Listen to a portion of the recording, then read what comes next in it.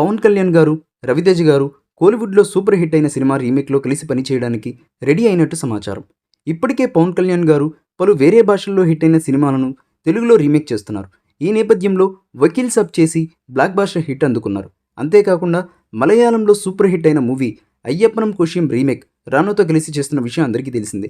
తాజాగా కోలీవుడ్లో మాధవన్, విజయ్ సేతుపతి నటించిన విక్రమ్ వేద సినిమాను తెలుగులో రవితేజతో కలిసి చేయడానికి పవన్ కళ్యాణ్ గారు ఓకే చెప్పినట్లు ఫిల్మ్ నగర్ వర్గాలు చెబుతున్నాయి. ఏదైనా ఒక భాషలో సినిమా హిట్ అయితే వెంటనే వేరే భాషల వాళ్ళు ఆయా చిత్రాలను రీమేక్ చేస్తున్నారు.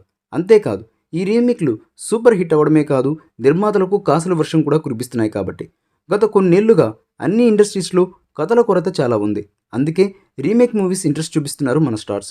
ఇక తెలుగులో విక్రమ్ వేద సినిమాలో విజయ్ సేతుపతి క్యారెక్టర్లో పవన్ కళ్యాణ్ గారు యాక్ట్ చేయిస్తున్నారు.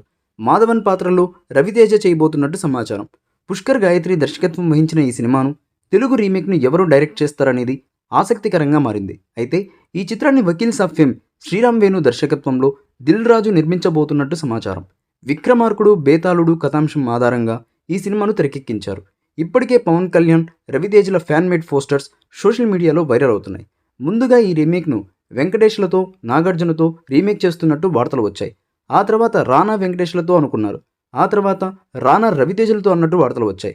అంతేకాదు రాజశేఖర్, బాలకృష్ణ పేర్లు కూడా వచ్చాయి. పవన్ కళ్యాణ్ గారు, రవితేజ పేర్లు కూడా ఆఖరికి వచ్చాయి.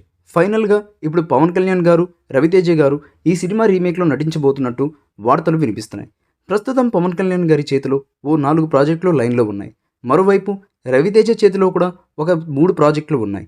అవి కంప్లీట్ అయ్యాక ఈ సినిమా షూటింగ్ స్టార్ట్ అవుతుందని చిత్ర పరిశ్రమలో టాక్.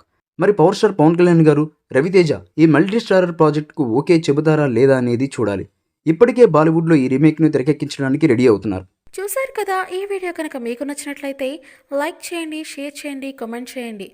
మరిన్ని అప్డేట్స్ కోసం మన ఛానల్ని సబ్స్క్రైబ్ చేసుకోండి. నోటిఫికేషన్స్ కోసం పక్కనే ఉన్న గంట సింబల్ని యాక్టివేట్ చేసుకోండి.